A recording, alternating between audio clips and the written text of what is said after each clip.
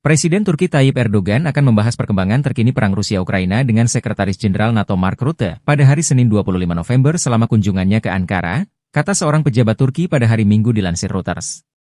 Rusia menyerang Ukraina dengan rudal balistik jarak menengah hipersonik baru pada hari Kamis sebagai tanggapan atas penggunaan rudal Amerika Serikat dan rudal buatan Inggris oleh Kiev. Serangan ini menandai peningkatan perang yang dimulai ketika Moskow melancarkan invasi besar-besaran terhadap tetangganya pada Februari 2022. Turki, salah satu anggota NATO yang mengutuk invasi Rusia, mengatakan mendukung integritas wilayah Ukraina dan memberikan dukungan militer kepada Kiev.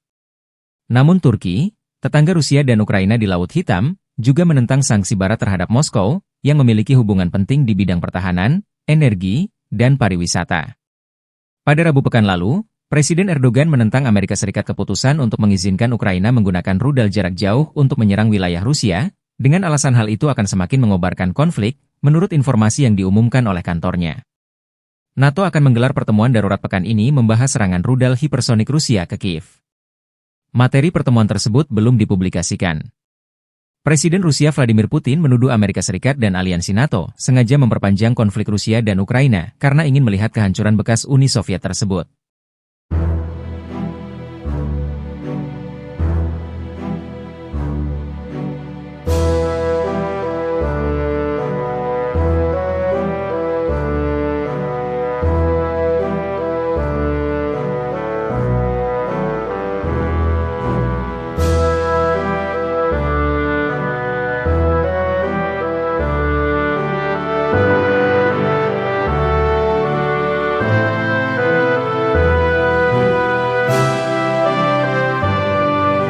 Download Tribun X sekarang, menghadirkan lokal menjadi Indonesia.